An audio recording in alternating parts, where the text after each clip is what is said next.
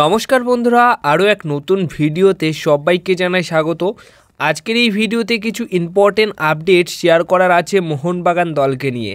তো প্রথম যে আপডেটটা শেয়ার করব, একটা দারুণ খুশির খবর দিয়ে আজকের এই ভিডিওটা শুরু করব। গ্রেগ স্টুয়ার্ট 100% ফিট হয়ে গেছে। হ্যাঁ, অবশ্যই একদিনের ছুটি কাটানোর পর গতকাল থেকে কিন্তু আবার প্র্যাকটিসে নেমেছিল মোহনবাগান দল, যেখানে সেই প্র্যাকটিসে আবার পুরো দমে অনুশীলন করতে দেখা গেছে গ্রেগ স্টুয়ার্টকে, এবং পরবর্তী সময়ে জানা গেছে যে তিনি পুরোপুরি ঠিক হয়ে গেছেন, পুরোপুরি 100% ফিট হয়ে গেছেন। তাই চেন্নাই এগেনস্টে অবশ্যই এই গ্রেগ স্টুয়ার্ট মানে মোহনবাগান দলের ম্যাজিশিয়ান ফুটবলারকে কিন্তু আবার খেলতে দেখা যাবে যুবভারতী ক্রীড়াঙ্গনে। এবার নেক্সট আপডেট যেটা শেয়ার করব সেটা হচ্ছে বড় সড়ো সমস্যায় পড়তে পারে মোহনবাগান দল বা হোসে মলিনা। কেন এমন কথা বলছি, কি সমস্যায় পড়তে পারে মোহনবাগান দল? তো দেখো, নিয়মিত ম্যাচ কিন্তু বেশ কয়েকজন তারকা ফুটবলার খেলছে মোহনবাগান দলের হয়ে। তো তাদের মধ্যেই অ্যালবাতো রদ্রিগেজ, সুভাশিস বোস এবং আপুইয়া, এই তিন ফুটবলার যে কটা ম্যাচ খেলেছে সেই কটা ম্যাচের মধ্যে 3টে করে ইয়েলো কার্ড খেয়ে বসে আছে। তো সেই মতো যদি চেন্নাই এফসির ম্যাচ, যেটা ঘরের মাঠে নেক্সট ম্যাচ খেলতে চলেছে, সেই ম্যাচে যদি একটা করে ইয়েলো কার্ড মানে আরও একটা ইয়েলো কার্ড খেয়ে নেয় এই 3টে প্লেয়ার, তাহলে 4টে করে ইয়েলো কার্ড হয়ে যাবে। তাই সেই অর্থে 4টে করে ইয়েলো কার্ড খাওয়ার পর একটা ম্যাচ সাসপেন্ড থাকতে হবে। তো সেই ক্ষেত্রে চেন্নাই এফসির ম্যাচের পর এই 3 ফুটবলারের মধ্যে কোনো এক ফুটবলার কিন্তু সাসপেন্ড থাকতে পারে। সেটা ডিফেন্সের ক্ষেত্রে হতে পারে, আবার মাঝমাঠের ক্ষেত্রে হতে পারে। মাঝমাঠে আপুইয়া সাসপেন্ড থাকলে কোনো সমস্যা নেই, কিন্তু অ্যালবাতো রদ্রিগেজ এবং সুভাশিস বোস, এই 2 ফুটবলার যদি সাসপেন্ড হয় একটা ম্যাচের জন্য এই ইয়েলো কার্ড খাওয়ার ফলে, দেখো ইয়েলো কার্ড তো হয়েই যাবে, তো একটা ম্যাচ সাসপেন্ড হতেই হবে।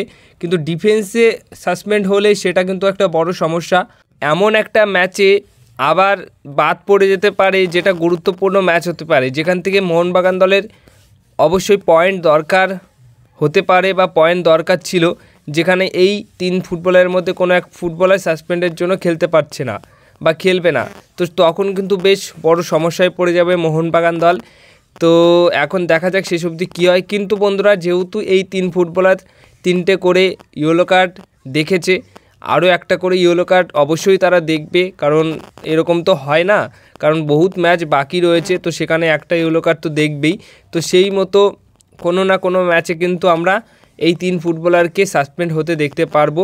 তো এটাই সমস্যা, কিন্তু এইগুলো হচ্ছে খেলার একটা অঙ্গ, কার্ড দেখলে তো সাসপেন্ড হতেই হবে, তো এটা কিছু করার নেই। বাট এমন না হোক যে যেন গুরুত্বপূর্ণ ম্যাচে সাসপেন্ড না হোক, এটাই আমরা চাই। এবার যে বিষয়টা শেয়ার করব আশিস রায়কে নিয়ে।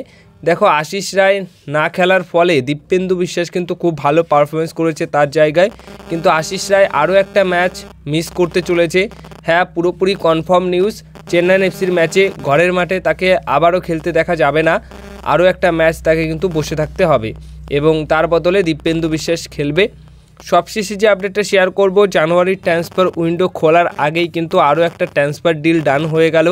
সেটা হচ্ছে নাঙ্গিয়াল ভুটিয়া, যিনি কিনা বেঙ্গাল এফসি দলের ইয়ং ফুটবলার, তাকে কিন্তু কেরালা ব্লাস্ট এফসি দল সই করিয়ে নিয়েছে, এবং এই ফুটবলারটিকে নিয়ে অ্যানাউন্সমেন্ট কিন্তু জানুয়ারি ট্রান্সফার উইন্ডো যেদিন খুলবে সেদিনই করে দেবে কেরালা ব্লাস্ট এফসি দল।